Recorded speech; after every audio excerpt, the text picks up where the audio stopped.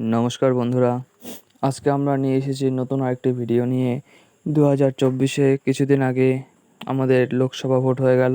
লোকসভা ভোটে যে কোন কোন প্রার্থী জয়লাভ করেছে এবং এমপি হয়েছে, অর্থাৎ মেম্বার অফ পার্লামেন্ট, পার্লামেন্টের সদস্য হয়েছে, সেই সম্পর্কে আলোচনা করব। তো আজকে আমরা মূলত আলোচনা করব উত্তরবঙ্গ, অর্থাৎ পশ্চিমবঙ্গের উত্তরের দিক, যেটা আটটা আটটা লোকসভা কেন্দ্র রয়েছে। সেই আটটা লোকসভা কেন্দ্রে কে কে জয়ী হলো এবং এমপি হলো, সেই সম্পর্কে আজকে আলোচনা করব। চলো জেনে নেওয়া যাক। কোচবিহার থেকে তৃণমূল কংগ্রেস প্রার্থী জগদীশ চন্দ্র বর্মা বসুনিয়া এমপি হয়েছেন।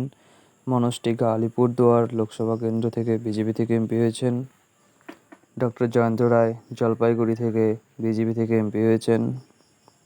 রাজু বিস্তা দার্জিলিং লোকসভা কেন্দ্রের প্রার্থী, বিজেপি থেকে এমপি হয়েছেন। কার্তিক পাল রায়গঞ্জ লোকসভার প্রার্থী, বিজেপি থেকে এমপি হয়েছেন। ডক্টর সুকান্ত মজুমদার বালুরঘাট থেকে বিজেপি থেকে এমপি হয়েছেন।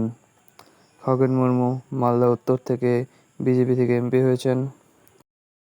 এবং একমাত্র ঈশা খান চৌধুরী, যিনি মালদা দক্ষিণের কংগ্রেসের থেকে এমপি হয়েছেন।